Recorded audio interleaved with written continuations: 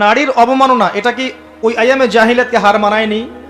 কাপড় কিনতে যান, দেখবেন মহিলার পুতুল রেখে দিয়েছে। ওই পুতুলের মধ্যে মেয়ের কাপড়টা না পরালে ব্যবসা হবে না ভাই।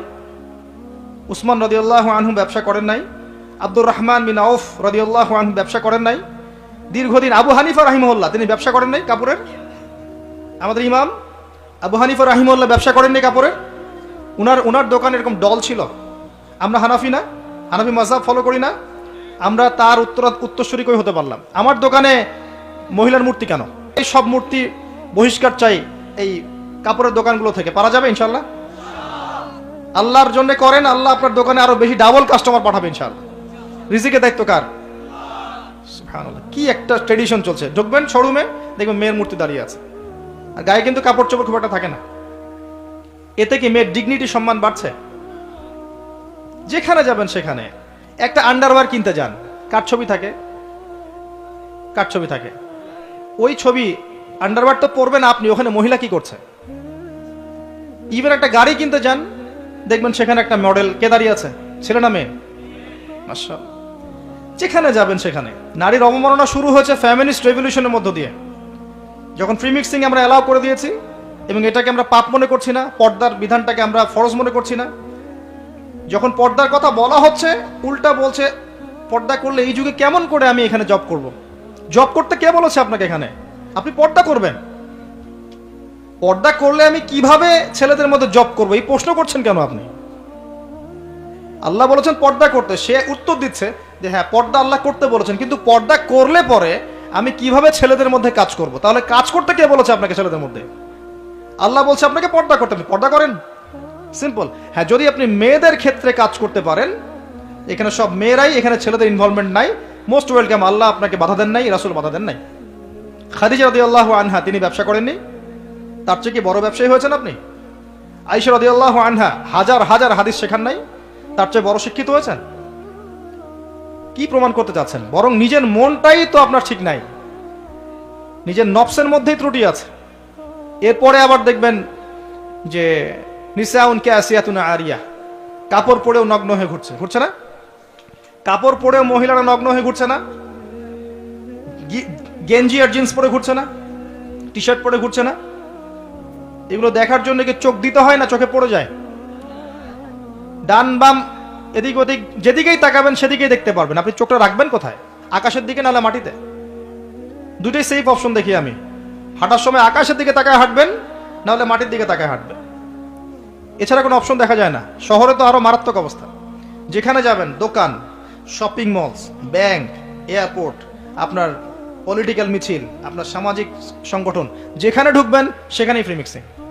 কোনো কোনো ক্ষেত্রে আমরা দেখেছি, এই বছরও দেখেছি, ওয়াজ মাহফিলের মঞ্চ মেয়ে এসে বক্তব্য দিচ্ছে, মাশাআল্লাহ, পাশে আবার হুজুর বসে চা খাচ্ছে।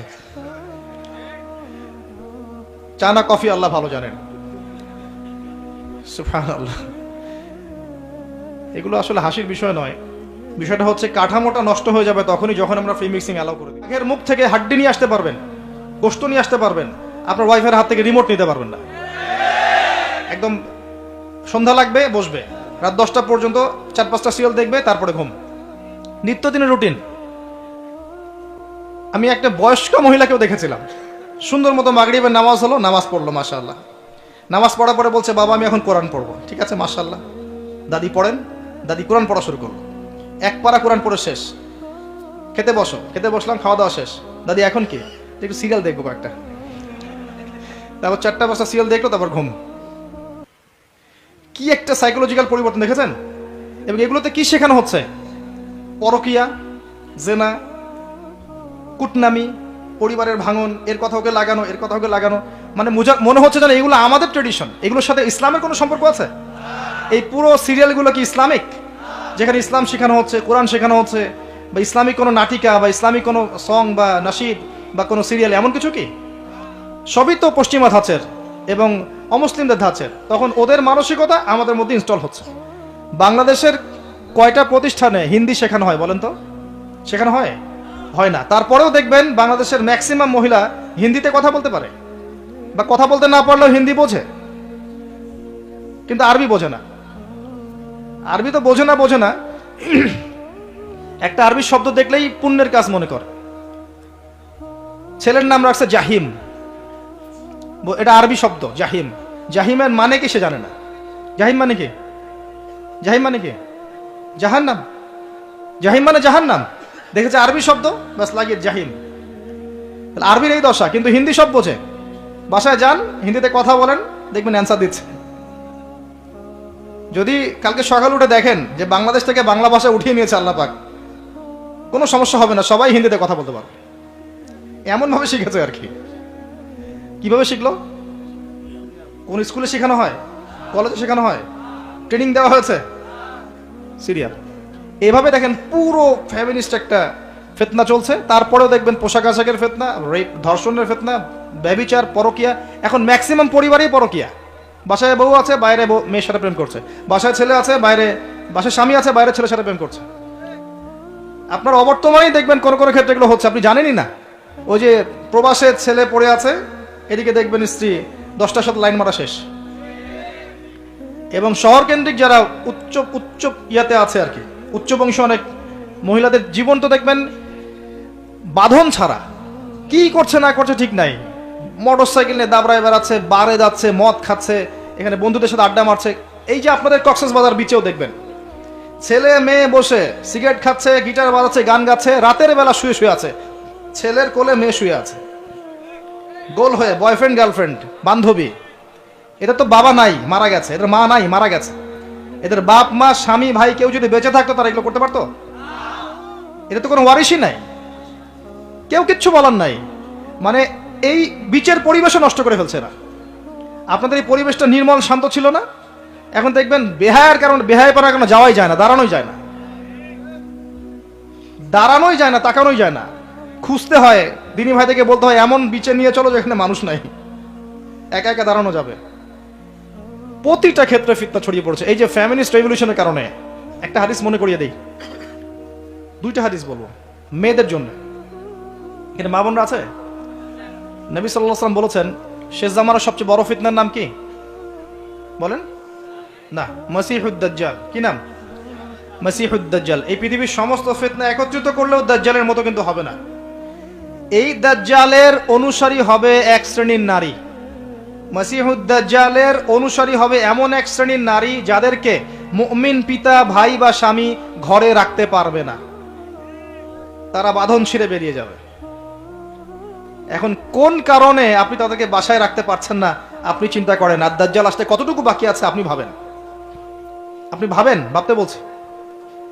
আরেকটা হাদিস নবীজি বলেছেন, আমি এক শ্রেণীর নারীর কথা বলছি যাদেরকে আমি এখনো দেখি নাই, মানে 1400 বছর আগে তারা ছিল না পৃথিবীতে, তারা আসবে এক সময়, যারা জান্নাতে যাবেও না, জান্নাতের গন্ধ পাবে না, যদিও জান্নাতের গন্ধ 70 বছরের পর থেকে পাওয়া যায়। কারা তারা? নিসাউন কাসিয়াতুন আরিয়া, এমন নারী যারা কাপড় পরেও নগ্ন থাকে। কাপড় পরেছে বাট নগ্ন, মানে কাপড় পরার পরেও শরীরের সমস্ত কাঠামো দেখা যায়, বোঝা যায় জান্নাতে যাবে না, ঘ্রাণও পাবে না। মুইলাতুন মামেলাত, এরা নিজেরাও আকৃষ্ট হয়, অন্যকেও আকৃষ্ট করে। আরেকটা সুসংবাদের হাদিস, এসব থেকে বের হয়ে যদি মহিলারা আল্লাহ এবং তার রাসূলের আনুগত্য করতে পারে, মাত্র 4টা কাজ করলেই জান্নাত নিশ্চিত। মাত্র 4টা কাজ করলেই মেয়েদের জান্নাত নিশ্চিত ইনশাআল্লাহু আযজা ওয়া জাল। 1 নাম্বার, যদি তারা 5 ওয়াক্ত নামাজ ঠিকঠাক মতো পড়ে। 2 নাম্বার, যদি তারা রমজান মাসের সওম রাখে। 3 নাম্বার, যদি তারা তাদের পর্দা ঠিক করে, সতীত্বের হেফাজত করে। আর 4 নাম্বার, যদি তারা, যুব সমাজের নয়, পিতামাতারও দোষ আছে। এদের পথভ্রষ্টতার মানে পিছনে তাদের পিতামাতার কিন্তু কম ভূমিকা নাই, পিতামাতার প্রচুর ভূমিকা আছে। ছোটবেলা থেকে দিন শিক্ষা দেয় নাই, বাসায় ইসলামিক পরিবেশ গড়ে তোলেনি, তালিমের কোনো ব্যবস্থা ছিল না, পিতামাতার মধ্যে ভালো সম্পর্ক ছিল না। ছেলে মেয়ে মানুষ হয়েছে ডে কেয়ার সেন্টারে, পিতা স্নেহ, মায়ের ভালোবাসা পায় নাই।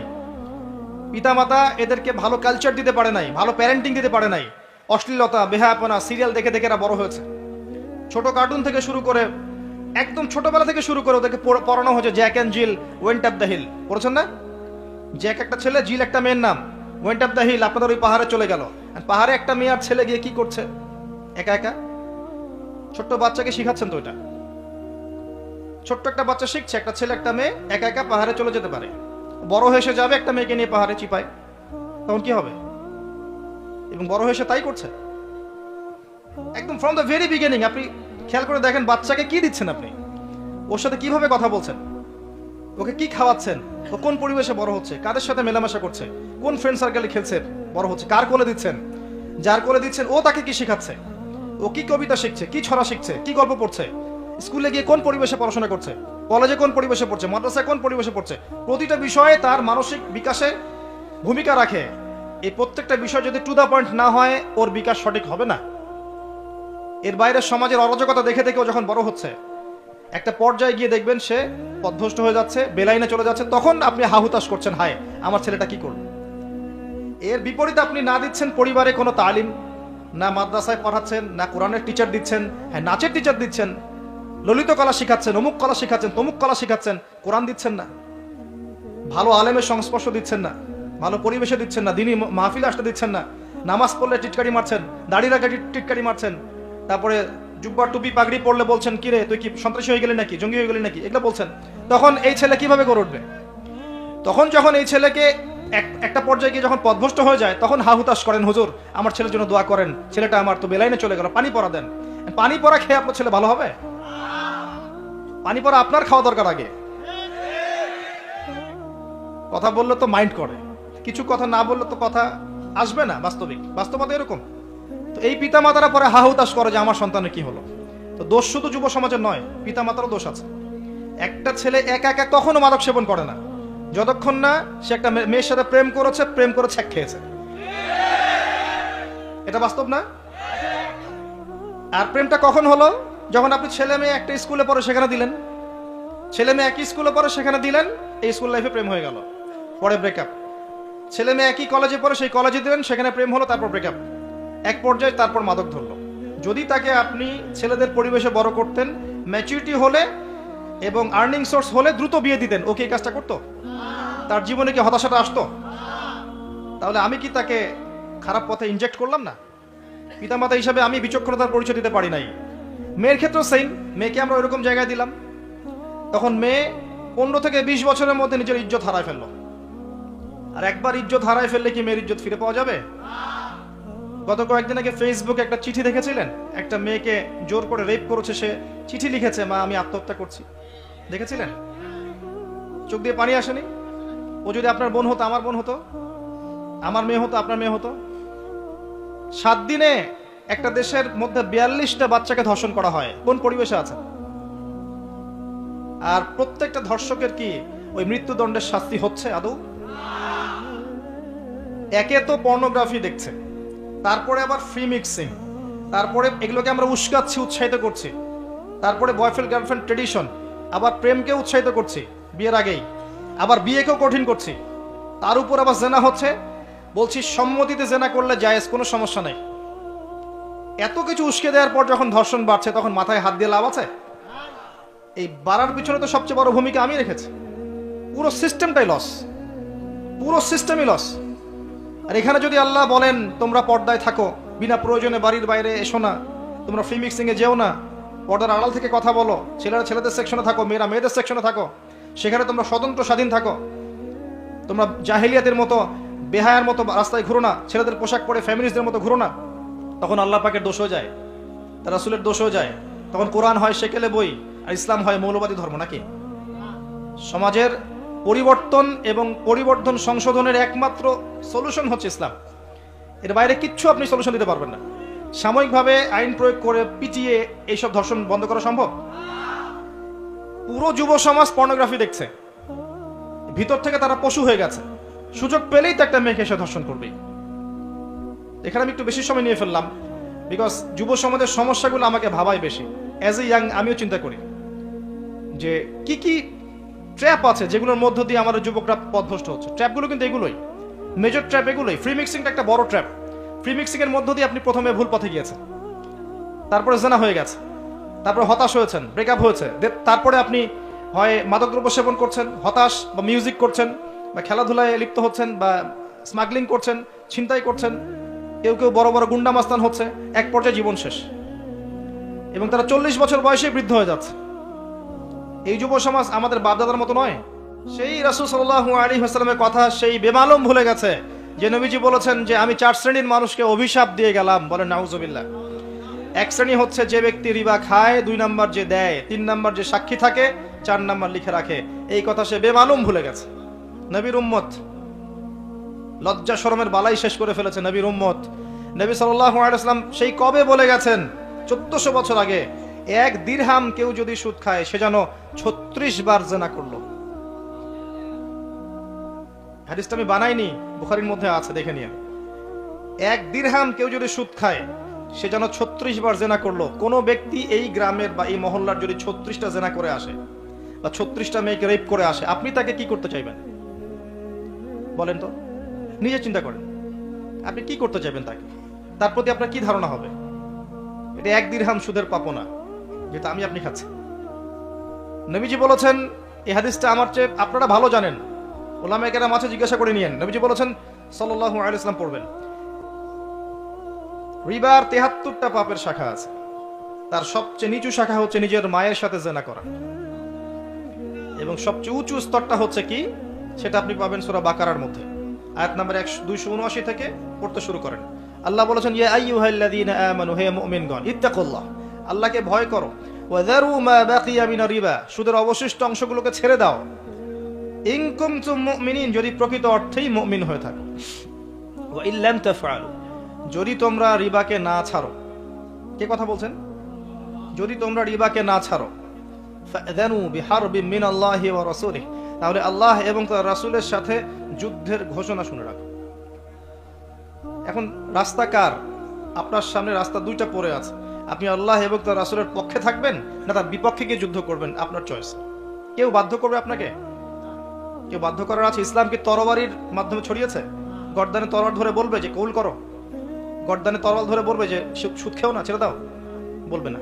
ফাযাক্কির ইন্নামা আনতা মুযাক্কির, আল্লাহ পাক নবীকে বলেছেন তুমি উপদেশ দাও, তুমি শুধু উপদেশ দাতা, লাস্তা আলাইহিম বিমুসাইতির, তুমি কারো প্রতি দারোগা নও। ফাযাক্কির ইন নাফাআতিয যিকরা, উপদেশ দাও যদি উপদেশ কাজে আসে। সায়াযাক্কারু মান ইয়াখশা, যাদের মনে আল্লাহর ভয় আছে ওরা শীঘ্রই উপদেশ গ্রহণ করবে ইনশাআল্লাহ। ওয়া ইয়াতাজান্নাবুহাল আশকা, যার মধ্যে ভয় নাই, পাপাচারী, সে অবাধ্যতা করবে। যাই হোক, এখন পুরো ওয়ার্ল্ডের দিকে আপনি তাকালে দেখবেন প্রতিটা ডিপার্টমেন্ট রিবা কেন্দ্রিক। এখান থেকে আপনি বাঁচবেন কিভাবে? আমি আপনাকে একটা হাদিস মনে করিয়ে দেই। নবী সাল্লাল্লাহু আলাইহি ওয়াসাল্লাম শেষ জামানার হাদিসের মধ্যে বলেছেন যে এমন একটা জেনারেশন আসবে, একটা যুগ আসবে যে রিবা থেকে দূরে থাকা এত ডিফিকাল্ট হবে মানুষের জন্য, কেউ যদি দূরে থাকতেও চায় তার গায়েও গিয়ে সুদের ছিটাফোঁটা লাগবে। এটা সেই যুগ চলছে। এবং শুধুমাত্র চক্রবৃদ্ধি সুদই সবকিছু না, এর বাইরে আবার আছে যাকাত না দেওয়ার প্রবণতা, এবং যাকাতটাকে ফরজিয়াতের জায়গা থেকে সরিয়ে দিয়ে নফল মনে করছে মানুষ। এখন ইচ্ছা হইলে দিলাম, ইচ্ছা হইলে দিলাম না।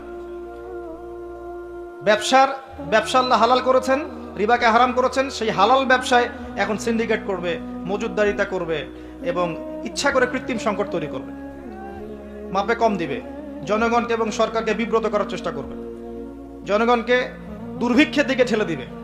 মানুষ সামান্য কিছু নিত্য প্রয়োজনীয় জিনিসের জন্য ট্রাকের পিছনে পিছনে দৌড়াবে, এই কৃত্রিম সংকট তৈরি করছে কিছু ব্যবসায়ী। তুমি যে এই যুগের কথা বলেছেন, যখন দিনকে রাত বানানো হবে, রাতকে দিন বানানো হবে, মিথ্যাবাদীকে মানুষ সত্যবাদী মনে করবে, আর সত্যবাদীদেরকে মনে করবে চরম মিথ্যাবাদী। দাসী তার মনিবকে জন্ম দিবে, তার মানে সমাজে ন্যায় অন্যায়, হক বাতিল, সত্য মিথ্যার মানদণ্ড উল্টে যাবে। যাকাতটাকেও আমরা অবহেলা করছি, ব্যবসার মধ্যেও দুর্নীতি করছি, আবার মাপেও কম দিচ্ছি। মনে রাখবেন, দুর্ভিক্ষ আসে আল্লাহর পক্ষ থেকে তখন যখন কোন সম্প্রদায়ের মানুষ মাপে কম দেয়। আমি রিপিট করছি, দুর্ভিক্ষ আসে আল্লাহর পক্ষ থেকে তখন যখন কোন সম্প্রদায়ের মানুষ মাপে কম দেয় এবং মিথ্যা কসম করে পণ্য বিক্রি করে। আমরা যারা ব্যবসা করছি আমরা কিন্তু সেফ না। যদি কোরআন সুন্নাহ অনুযায়ী ব্যবসা করতে না পারি, আপনার ব্যবসা আপনার জন্য কাল। আল্লাহ পাক আমাদেরকে তৌফিক দান করুন এবং নিয়মিত যাকাত প্রদান করার তৌফিক দান করুন। ব্যক্তি 100টা খুন করেছিল, 99টা খুন করার পরে, এটা বনু ইসরাইলের ঘটনা, এটা গল্প নয়, কেচ্ছা কাহিনী নয়, সত্য ঘটনা। সে তওবার সুযোগ খুঁজছে, তওবা করা যাবে কিনা। খুঁজতে খুঁজতে খুঁজতে একজন আবেদের কাছে গিয়েছে। আবেদ মানে যে ইবাদত করে কিন্তু জ্ঞান নাই। দুই রকম মানুষ থাকে মুসলিমদের মধ্যে। একজন এক শ্রেণী আলেম, যারা জানে এবং জানা অনুযায়ী আমল করে, আর এক শ্রেণী হচ্ছে খুব একটা জানে না কিন্তু দেখা দেখে আমল করে, এদেরকে বলা হয় আবেদ। এই ব্যক্তি ছিল আবেদদের একজন। তার কাছে গিয়ে বলছে, আমার কি তওবা হবে? আমি 99টা খুন করেছি, সিরিয়াল কিলার। সেই ব্যক্তি বলেছে, না, তোমার কিসের ক্ষমা? তুমি এতগুলো খুন করেছো, তোমার ক্ষমা হতে পারে? রাগে এই ব্যক্তিকেও সে খুন করেছে, করে 100টা পূর্ণ করেছে। এরপরে আরেকজনের সন্ধান পেয়েছে যে একজন আলেম, তার কাছে গিয়ে তওবার সুযোগ খুঁজছে। সে বললো, হ্যাঁ, তোমার তওবা হবে ইনশাল্লাহ, তুমি খালেসভাবে তওবা করো, করে এই এলাকা থেকে চলে যাও। কারণ তওবার পরে একটা নতুন জীবন শুরু করবে। এই পরিবেশে থাকলে তুমি অতীতের হিস্ট্রিগুলো তোমার মনে পড়বে, তুমি চলে যাও দূরে কোথাও, সেখানে গিয়ে থাকা শুরু করো। সে তওবা করে ওইদিকে চলে যাচ্ছিল, রাস্তায় মৃত্যু হয়। এবার দুই শ্রেণীর ফেরেশতা চলে আসছে, জান্নাতের এবং জাহান্নামের। কে তার আত্মা নেবে? আমরা মৃত্যুর সময় টের পেয়ে যাবো যে কে জান্নাতি কে জাহান্নামী, ফেরেশতাদের আকৃতি দেখেই, ঠিক আছে? আর একজন মানুষের মৃত্যু থেকেই তার কিয়ামত শুরু হয়ে যায়। কিয়ামত কবে হবে এর চেয়ে বড় কথা যে মৃত্যুর জন্য আমরা প্রস্তুত কিনা। তো এখন জাহান্নামের ফেরেশতারা রূহ নিতে চাচ্ছে ওই ব্যক্তির, আবার জান্নাতি ফেরেশতারাও চাচ্ছে। দুজনের মাঝখানে একটা ডিবেট চলছে। আল্লাহ রাব্বুল আলামিন তখন কৌশল করে বললেন, তোমরা রাস্তাটা মেপে দেখো, সে যতদূর এসেছিল এই রাস্তার পরিমাপ বেশি, না যেখানে যাচ্ছিল এর পরিমাপ বেশি। দেখা গেল যে সে যতদূর গিয়েছিল এর পরিমাপ বেশি। আল্লাহ পাক জমিনকে প্রশস্ত করে দিলেন। এভাবে কৌশল করে আল্লাহ পাক এই ব্যক্তিকে মাফ করে দিলেন। এখানে আপনাকে খুনের অ্যাক্সেস দেওয়া হচ্ছে না। এই হাদিসটা বলে আপনাকে খুন করতে উৎসাহিত করা হচ্ছে না। আপনাকে বোঝানো হচ্ছে আল্লাহ পাকের মার্সি, দয়া কত প্রশস্ত। আরেক ব্যক্তি ছিল, সে ব্যভিচারিণী ব্যক্তি না, সে মহিলা। সে ব্যভিচারিণী মহিলা, প্রস্টিটিউশনে ছিল, যাকে আমরা এখন যৌনকর্মী বলি বর্তমান আধুনিক সভ্যতায়, সো কল্ড আধুনিক সভ্যতায়। এবং তাদের অধিকারের জন্য আমরা অনেক কিছুই করতে চেষ্টা করি। আমরা অনেক স্লোগানও দিই যে আমার দেহ আমার সিদ্ধান্ত, নাউজুবিল্লাহ। তো এই মহিলা রাস্তা দিয়ে যাচ্ছিল, দেখেছে একটা কুকুর পিপাসার্থ, প্রচণ্ড পিপাসার্থ, জিহ্বা বেরিয়ে গেছে। তার মায়া লাগলো, সে নিজের মোজাটা খুলে কুয়াতে নামালো, নামিয়ে অনেক কষ্ট করে সে পানি উঠালো, উঠিয়ে কুকুরকে পান করিয়েছে। এই একটা কাজের জন্য আল্লাহ পাক তাকে মাফ করে দিয়েছে। আরেকজন ব্যক্তি যে প্রচণ্ড পাপী ছিল, মৃত্যুর সময় সে তার সন্তানদেরকে ওসিয়ত করছে যে আমি অনেক অন্যায় করেছি, আল্লাহ যদি আমাকে ধরতে পারেন তাহলে আমার অবস্থা খারাপ। তো আমি যখন মারা যাব তখন আমার দেহটাকে পুড়িয়ে ফেলবে, পুড়িয়ে অর্ধেক ছাই বাতাসে ভাসিয়ে দিবে, আর অর্ধেক ছাই সমুদ্রে ভাসিয়ে দিবে। মানে বাতাসে অর্ধেক উড়িয়ে দিবে, সমুদ্রে অর্ধেক ভাসিয়ে দিবে। ছেলেরা তাই করলো। এই ব্যক্তির আকীদা কি? যদি আল্লাহ আমাকে ধরতে পারেন তাহলে খবর আছে। তার মানে ওর আকীদা যে আল্লাহ ধরতে পারবেন না এমন করলো, এটা কিন্তু কুফরি আকীদা, তাই নয় কি? পুনরুত্থানে বিশ্বাস না করাটা কুফরি নয় কি? ইমানের 6টা পিলারের একটা হচ্ছে পরকালে বিশ্বাস, তাই না? একটা পিলারই তো তার মধ্যে নাই। তো সন্তানরা তাই করলো। আল্লাহ পাক সাগরকে বললেন ছাই জমা করে দাও, জমিনকে বললেন ছাই জমা করে দাও। বাই দ্য ওয়ে, আল্লাহর আদেশ প্রকৃতি শোনে, মানুষ না শুনলেও প্রকৃতি শোনে। সাগরের পাড়ে গিয়ে আপনি দাঁড়ান, দাঁড়িয়ে থাকবেন, এই বিশাল সমুদ্র গর্জন করতে করতে আসবে, এসে বিনয়ের সাথে আপনার পা ধুয়ে দিবে। আল্লাহ পাক তাকে এই আদেশ করেছেন, তোমার সামনে দাঁড়ালে পা ধুয়ে দিও, অহংকার করো না। আল্লাহ যখন ওই সমুদ্রকে আদেশ করবেন যে এই জনপদের লোকেরা আমার আদেশ মানছে না, জলোচ্ছ্বাস দিয়ে উড়িয়ে দাও, সমুদ্র তাই করবে। প্রকৃতি আল্লাহর কথা শোনে। তো ছাই জড়ো করা হলো। জড়ো করার পরে আল্লাহ পাক এই ব্যক্তিকে আবার পুনরুজ্জীবিত করে জিজ্ঞাসা করলেন, কি জন্য এই কাজটা করেছিল, কেন এই কাজটা করেছো? তখন এই ব্যক্তি বলছে, হাদিসের কথাগুলো এমন, এই ব্যক্তি বলছে, মিন খাশিয়াতিকা ইয়া রাব্বি, আল্লাহ আমি তোমার ভয়ে এই কাজটা করেছিলাম, আর তুমি খুব ভালো করেই জানো হে আল্লাহ যে আমি তোমার ভয়ে করেছি না অন্য কোনো কারণে করেছি। আল্লাহ পাক বললেন, আমি তোমাকে মাফ করে দিলাম। আর দুজন ব্যক্তি, এটা বলে সামনে যাচ্ছি, আর দুজন ব্যক্তি, এটা আমাদের মুসলিমদের জন্য শিক্ষা আছে। কারণ আমরা মুসলিমরা মনে করি যে আমরা সুপিরিয়র হয়ে গেছি। মাশাআল্লাহ, জুমার নামাজে আসি, রমজানের রোজা রাখি, মাঝে মাঝে একটু জাকাত দেই, সুযোগ পেলে একটা হজ উমরা করে আসি, তাই না? মাঝে মাঝে মসজিদে এসে নামাজ পড়ি, আমরা মনে হয় জান্নাতের সার্টিফিকেট পেয়ে গেছে, আমরা এমনটা মনে করি আর কি। দুই ব্যক্তি, একজন অনেক আল্লাহওয়ালা মানুষ, আর একজন হচ্ছে যে আল্লাহর দ্বীনের খুব একটা পরোয়া করে না। তো এই বন্ধু সেই বন্ধুকে দাওয়াত দেয়, দিনের পথে আসো, দিনের পথে আসো আসো। এই ব্যক্তি শোনে না। তো একদিন এই ব্যক্তি বলে ফেললো, যে ব্যক্তি একটু পায়াস টাইপের রিলিজিয়াস মুসলিম, সে বলে ফেললো যে আল্লাহ তোকে কখনো মাফ করবে না। কথাটা শোনেন, আল্লাহ তোকে মাফ করবে না, তোকে এত ডাকি দাওয়াত দিই, তুই কথা শুনিস না। মৃত্যুর পরে আল্লাহ পাক এই দুইজনকে জীবিত করলেন। জীবিত করে বললেন, কে তোমাকে ইখতিয়ার দিয়েছে যে আমি কাউকে ক্ষমা করব কি করব না এই বিষয়ে সিদ্ধান্ত দেওয়ার? আজকে আমি ওকে মাফ করে দিলাম আর তোমাকে জাহান্নামে দিলাম। যাও। যার মনের মধ্যে যাররা পরিমাণ অহংকার থাকবে সে ব্যক্তি জান্নাতে যেতে পারবে না। আর অহংকার এবং রিয়াটা এত সূক্ষ্ম যে অন্ধকার রাতে কালো পাথরের উপরে যদি কালো পিঁপড়া হাঁটে, এটা যেমন সূক্ষ্ম, রিয়া এবং অহংকার এতটাই সূক্ষ্ম। এবং যখন আপনারা ইসলামিক ব্যক্তিত্বদেরকে নিয়ে আইওয়াশ এবং শোডাউনে লিপ্ত হন, তখন অহংকার তাদের মনের মধ্যে চলে আসতে পারে। এই বিষয়গুলো থেকে সম্পূর্ণ দূরে থাকা উচিত। আল্লাহ পাক আপনাদেরকে বোঝার তৌফিক দান করুন। শিরকের পাপ থেকে বেঁচে থাকুন, মানুষের সাথে জড়িত পাপ থেকে বেঁচে থাকুন। আল্লাহ পাক পরম করুণাময়, অসীম দয়ালু। আল্লাহ পাক সমস্ত গুনাহ মাফ করতে পারেন। এর মানে এই নয় যে গুনার এক্সেস দেওয়া হচ্ছে, লাইসেন্স দেওয়া হচ্ছে, এমনটা নয়।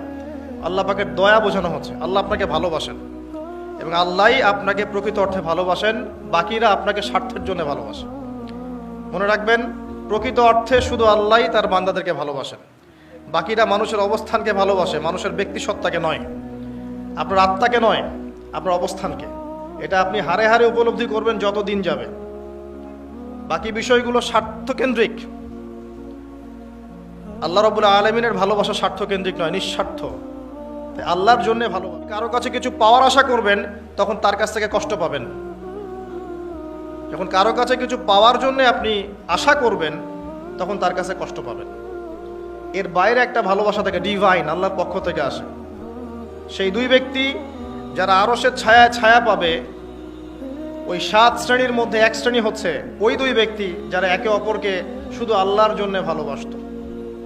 এই ভালোবাসা, মুআমালাত, আপনার ওঠা বসা, চলাফেরা, ইবাদত, প্রতিটা কাজ হোক শুধু আল্লাহর সন্তুষ্টির জন্য। এটাই হচ্ছে তাওহীদের চূড়ান্ত লেভেল। তখন গিয়ে আপনি আল্লাহর মারেফত বুঝতে পারবেন, আল্লাহকে আপনি আপন করে পাবেন। যখন ডাকবেন দেখবেন আল্লাহ আপনার কাছে আছে। এমন সময় দেখবেন মনে মনে কিছু চিন্তা করেছেন যে আমার এটা দরকার, দেখবেন বাসায় গিয়ে ওটা হাজির আপনার সামনে। নবী সাল্লাল্লাহু আলাইহি ওয়াসাল্লাম এটাই বলেছেন, জুতার ফিতার প্রয়োজন হলেও আল্লাহর কাছে চেয়ে নাও। তোমার যদি জুতার ফিতার প্রয়োজন হয় আল্লাহর কাছে চেয়ে নাও, কারো কাছে চেয়েও না। আব্দুর রহমান বিন আউফ রাদিয়াল্লাহু আনহু মদিনায় গিয়েছেন হিজরত করে। অন্য একজন সাহাবী বলছেন, আমার 2টা বাড়ি আছে, একটা নিয়ে নেন, 2টা জমি আছে, একটা নিয়ে নেন। আব্দুর রহমান বিন আউফ তিনি বলছেন, আরিনি আইনা সুক, আমাকে দেখিয়ে দাও যে বাজার কোথায়। অল্প কিছু খেজুর কিনলেন, আল্লাহর প্রতি তাওয়াক্কুল করে গায়রাতের পরিচয় দিলেন, ব্যক্তিত্বের পরিচয় দিলেন, দিয়ে তিনি চলে গেলেন বাজারে। বাজারে গিয়ে ব্যবসা শুরু করলেন। মাত্র 7 বছরের ব্যবধানে তিনি মদিনার শ্রেষ্ঠ ধনীদের একজন হয়েছেন। আল্লাহর হয়ে যান, শুধু আল্লাহকে আপন করে নেন, দেখবেন সবকিছু আপনার অনুকূলে ইনশাআল্লাহ। ইন্না সলাতি ওয়া নুসুকি ওয়া মাহইয়ায়া ওয়া মামাতি লিল্লাহি রাব্বিল আলামিন, এই কনসেপ্টে আসেন। ইব্রাহিম আলাইহিস সালাম বলেছেন, আমার সালাত, আমার যত কুরবানি, আমার জীবন, আমার হায়াত, মৃত্যু সবকিছু আল্লাহর জন্য। তখন দেখবেন দুনিয়াতে যদি আল্লাহর পথে চলতে আপনি বাধা পান, বিপত্তি পান, কষ্ট পান, দুঃখ কষ্ট আসে, বালা মুসিবত আসে, আপনার মুখে হাসি থাকবে। আপনি বুঝবেন এগুলো আল্লাহর জন্য, আল্লাহ এগুলোর প্রতিদান দিবেন ইনশাআল্লাহ। এবার আসেন আরেকটা পয়েন্টে এসে আমি আলোচনা শেষ করতে চাই। আমাদের সামনে একটা মৌসুম অপেক্ষা করছে আল্লাহর ক্ষমা পাওয়ার। 3 শ্রেণীর মানুষের জন্য নবী সাল্লাল্লাহু আলাইহি ওয়াসাল্লাম অভিশাপ দিয়েছেন। অভিশাপ, এক শ্রেণী তারা যারা বৃদ্ধ পিতামাতাকে পেয়েছে, তাদের সেবা যত্ন করে জান্নাত লাভ করতে পারে নাই।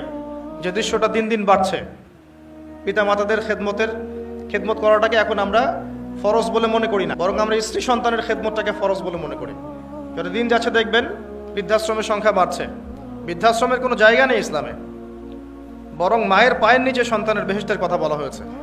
পিতার সন্তুষ্টিতেই সন্তানের জান্নাত জাহান্নাম নির্ধারণ হবে, এমনটা বলা হয়েছে। এই শ্রেণী মানুষের জন্য অভিশাপ, ধ্বংস। নবী সাল্লাল্লাহু আলাইহি ওয়াসাল্লাম ধ্বংসের দোয়া করেছেন। আরেক শ্রেণী তারা যাদের সামনে নবী সাল্লাল্লাহু আলাইহি ওয়াসাল্লামের নাম উচ্চারিত হয়, তারা দরুদ শরীফ পড়ে না, সাল্লাল্লাহু আলাইহি ওয়াসাল্লাম এটা পড়ে না। জুমার দিনে যে কাজগুলো বেশি বেশি করবেন তার মধ্যে একটা হচ্ছে দরুদ পড়বেন, বেশি থেকে বেশি। আল্লাহ পাকের এক শ্রেণীর ফেরেশতা আছেন যারা দরুদ কালেক্ট করেন এবং নবী সাল্লাল্লাহু আলাইহি ওয়াসাল্লামের রওজা এবং কবরে পৌঁছে দেন। নবী সাল্লাল্লাহু আলাইহি ওয়াসাল্লাম উত্তর দেন। এটা কিভাবে দেন এটা ব্যাখ্যা আমরা করতে পারবো না, কারণ সবকিছু যুক্তি, দর্শন, বিজ্ঞান দিয়ে প্রমাণ করা যাবে না।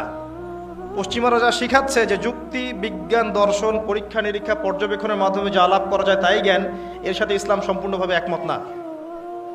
ইসলামের অনেক কিছু আছে যেগুলোর ব্যাখ্যা আপনি যুক্তি, বিজ্ঞান, দর্শন দিয়ে পাবেন না। বিজ্ঞানকে জিজ্ঞাসা করেন, excuse me mister science, can you give me the definition of রুহ, can you give us the definition of রুহ বা সোল। সায়েন্স, আপনি কি আমাকে আত্মার সংজ্ঞা দিতে পারবেন? সায়েন্সের দৌড় শেষ, পারবে না।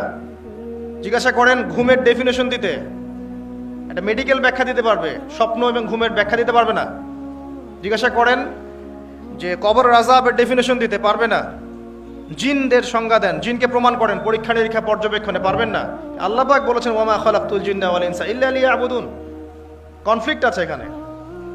মালায়েকা ঈমানের দ্বিতীয় পিলার, আল্লাহ বিশ্বাস, তারপরেই মালায়েকায় বিশ্বাস। মালায়েকাকে তারা প্রমাণ করতে পারবে না। আপনি সায়েন্স এটা ল্যাবে বসে প্রমাণ করতে পারবেন না যে এই জায়গাটা ফেরেশতারা ঘিরে রেখেছেন, ফেরেশতারা দরুদ কালেক্ট করেন, পৌঁছে দেন। এটা বারজাখ, টোটালি ডিফারেন্ট একটা জগৎ। এটার ব্যাখ্যা আমরা করতে পারবো না। তাই যেগুলোর ব্যাখ্যা করা যায় না সেগুলোর অস্তিত্ব নাই, কথাটা ঠিক নয়। বরং এটা সায়েন্সের বা যুক্তির বা দর্শনের দুর্বলতা, ইসলামের দুর্বলতা নয় এটা।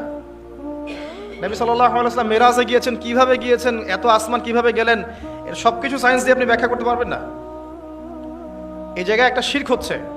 মুসলিমদের কনসেপ্ট হয়ে গেছে এমন যে কিছু প্রমাণ করা গেলেই সায়েন্স দিয়ে তাহলে বিশ্বাস করবো, না হলে করবো না। এই কনসেপ্ট ঠিক না। আপনি আপনার আত্মাটাই প্রমাণ করতে পারবেন না। এটা কঠিন না, তরল না, বায়বীয় না, কি কোথায় থাকে, মৃত্যুর সময় কোথায় যায়, একটা ডেড বডি আর আমার মধ্যে কি পার্থক্য? আত্মার পার্থক্য না? এর রুহটা কোথায় গেল, কি হলো, এটা ব্যাখ্যা করতে পারবেন না। সবকিছুকে এভাবে প্রোটেস্ট্যান্ট ভার্সনে চিন্তা করবেন না। তো আসেন, ফেরেশতারা কালেক্ট করেন, পৌঁছে দেন নবী সাল্লাল্লাহু আলাইহি ওয়াসাল্লাম।